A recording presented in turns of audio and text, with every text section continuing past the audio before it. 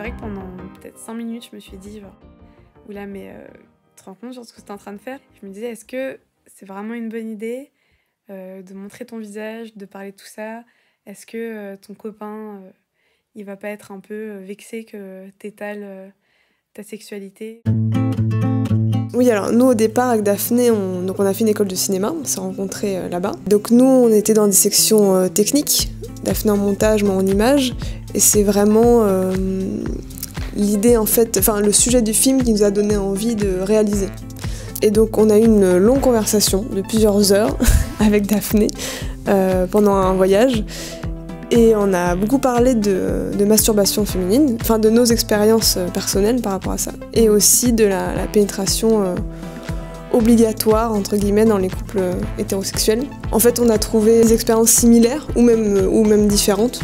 Et on s'est dit qu'on avait là un vrai sujet et aussi un film qu'on n'avait jamais eu l'occasion de voir aussi. Donc c'est ça qui nous a motivés à réaliser ce film. C'est pas un exercice facile à cause de toute la censure et tout le tabou. Mais du coup, ce qui n'est pas facile non plus, c'est juste la sexualité des femmes. C'est trouver le plaisir, etc. Ou des plaisirs. Et c'est ça qui a motivé beaucoup des jeunes femmes qu'on a interrogées.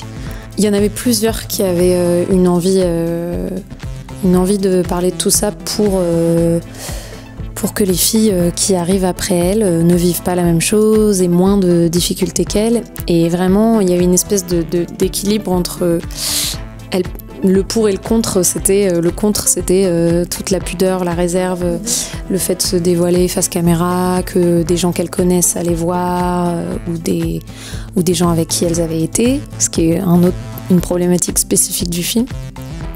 Et d'un autre côté, elles se disaient, mais en même temps, il y a une urgence et vraiment quelque chose qu'on a envie de défendre aujourd'hui. Voilà. Et après, bon, le fait que ce soit collectif, ça a redonné de la force à tout ça quand elles se sont on leur a montré le film ensemble et là, elles étaient toutes ensemble et elles se sont dit, on a toutes pris le même risque, mais du coup, on l'a fait ensemble, quoi. Il est grand, en fait. Enfin, genre, ça vient jusque là, je crois. C'est la taille d'un pénis. C'est la même chose. C'est la taille d'un pénis. Ouais, qu'on a à l'intérieur. 11 cm. Enfin, 11 d'un petit pénis, Quoi, je sais On pas. le sous-estime complètement. Ouais. Mais non.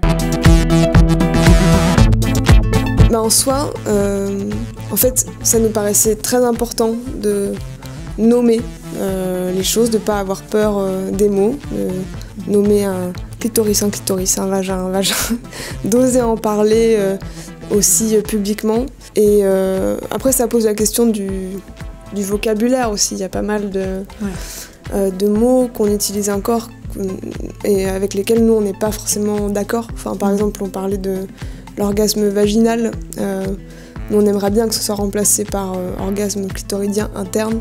En fait, c'est une volonté de préciser les choses et en fait, ça nous permet aussi de savoir que le clitoris mesure en centimètres, savoir son emplacement, etc. Ça te permet de mieux le ressentir. Ça, c'est important, c'est la force des mots, quoi. Je me rappelle la première fois que ça a marché. Je me rappelle très bien, c'était dans mon lit, c'était le soir et tout, et je venais de voir un film et puis j'avais réessayé pour la énième fois et puis l'effort a payé.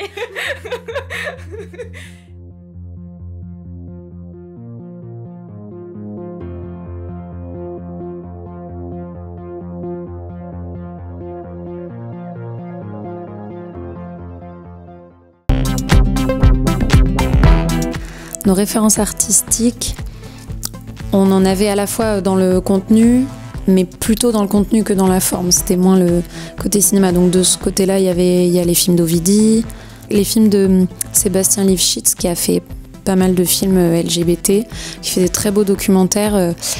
Les images d'archives, les photos d'enfance là, des petites filles.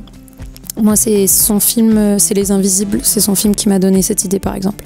Je me suis dit, ah, mais c'est vrai que ce serait chouette, voilà, de les retrouver en photo argentique parce que c'était les années 90 et c'était encore cette période-là. C'est peut-être ma façon de militer.